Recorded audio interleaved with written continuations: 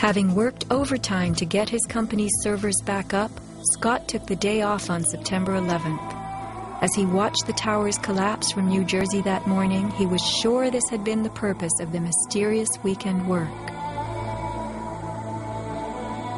Scott notified many authorities, including the 9/11 Commission, about the unusual and lengthy power outage, but was ignored.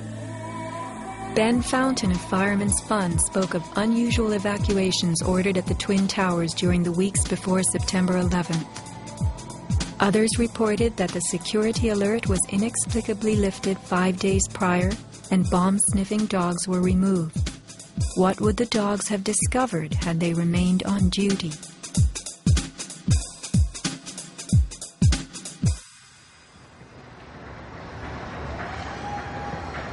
Not long after the disaster, Lower Manhattan saw banners like this one. Although they were idolized as cathedral-like symbols of power and triumph that pierced the New York skyline, the Twin Towers were big money losers for the Port Authority of New York. They cost millions a year to equip with the basics: electricity, water, heat, air conditioning, sewage, and even oxygen, being airtight. As modern communications connected traders from all corners of the globe, tenancy in the Twin Towers continued to drop. The towers presented another problem. Decades ago, their steel beams had been sprayed with fireproof asbestos, a cancer-causing material banned from use in building in the mid-1980s. Although the World Trade Center complex was given several waivers, it was expected to clean up its act. But to remove the asbestos from every supporting beam in the Twin Towers would have been almost undoable. Quotes for this cleanup ran over $1 billion, and no insurance company was willing to bear the cost. An urban renewal project of unfathomable proportions. Given the tower's issues and problems, September 11th proved an unexpected bonanza. The Trade Center was built in the 1960s to revive a rundown area of New York, and 40 years later, urban renewal could again take place. 2 white elephants were removed, and a brand new complex is in the works. The full height of the new Freedom Tower will soar to 1,776 feet.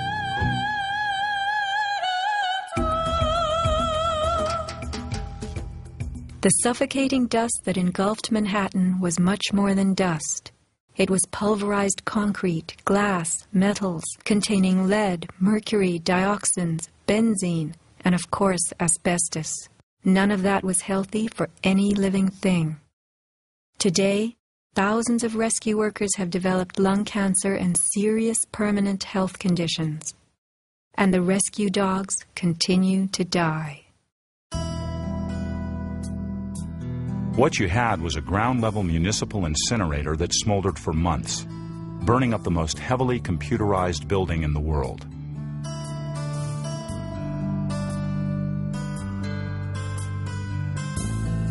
Patients have had black paste coming out of their pores. They have reported bowel movements that are blue or green and have smelled like smoke, despite the fact that they have not been at a fire scene for months. Only 3 days after September 11th, Washington instructed the EPA to declare Manhattan safe and reopen Wall Street, though the air remained toxic. A federal judge is blasting the former head of the Environmental Protection Agency for telling New Yorkers it was safe to return to their homes and offices near Ground Zero soon after the 9/11 attacks. The judge called Christine Todd Whitman's actions, quote, conscience shocking, and refused to grant her immunity. It was documented that the White House ordered EPA to tell these lies, to downplay the seriousness of the environmental hazards. In addition, 9/11 first responders who have fallen ill and applied for aid have been denied.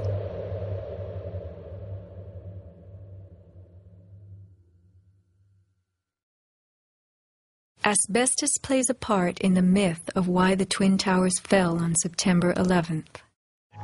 The steel had been sprayed with a lightweight fireproof foam, which, while cheaper, was much less adhesive.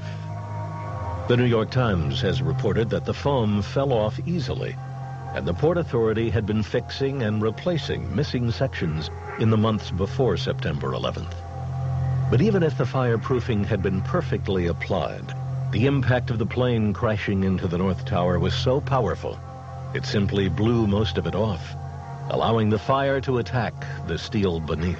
Once the planes hit, whatever condition it was in before the fact, made no difference because an impact would knock it off and the fire would have devastating effects on the steel. One good smack from a jet plane and the puffs of asbestos are all blown off the steel. Would a few hundred doors slamming do the same thing? Here, the History Channel tells us how, due to poor fireproofing, flames swept through the pockets between floors. As much of the fireproofing had been dislodged on impact, the flames were attacking unprotected steel. When steel is not protected, the strength reduces very fast.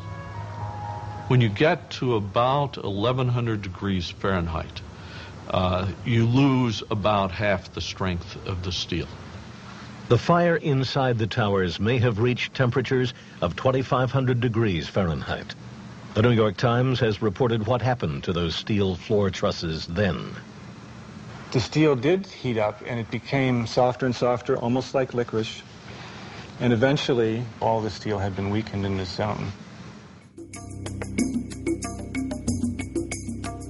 40 years ago, the steel used to build the World Trade Center was certified by Underwriters Laboratories, a global product compliance and public safety guardian. Let's hear a lone voice that spoke out from this enormous company. My name is Kevin Ryan, and I'm formerly a manager at Underwriters Laboratories. I was fired from my job 5 days after sending a letter to a government scientist at the NIST questioning the report that the NIST had recently released in October of 2004. I wrote this letter because I had serious questions about what I saw in the report. Those questions went back to September of 2001 when UL's CEO came to our location in South Bend. He told our entire staff that the World Trade Center steel had been certified by UL, and he said that we should be proud of how long the buildings had stood. Over the next 2 years, I did some research and found some very disturbing facts, including that the steel had been disposed of in an unprecedented manner. Once I discovered those facts, I sent a written question to UL CEO asking him about these things and what he was doing to protect our reputation as a company. He replied in writing to me that UL did, in fact, test the steel. He talked about the quality of the sample and how well it had performed in the tests. And he said that our company had tested the steel and that it had done beautifully. After that, he asked me to be patient and wait for the NIST report because UL was working closely with them. I saw this report in October of 2004, and in November, I sent my letter to NIST asking for clarification.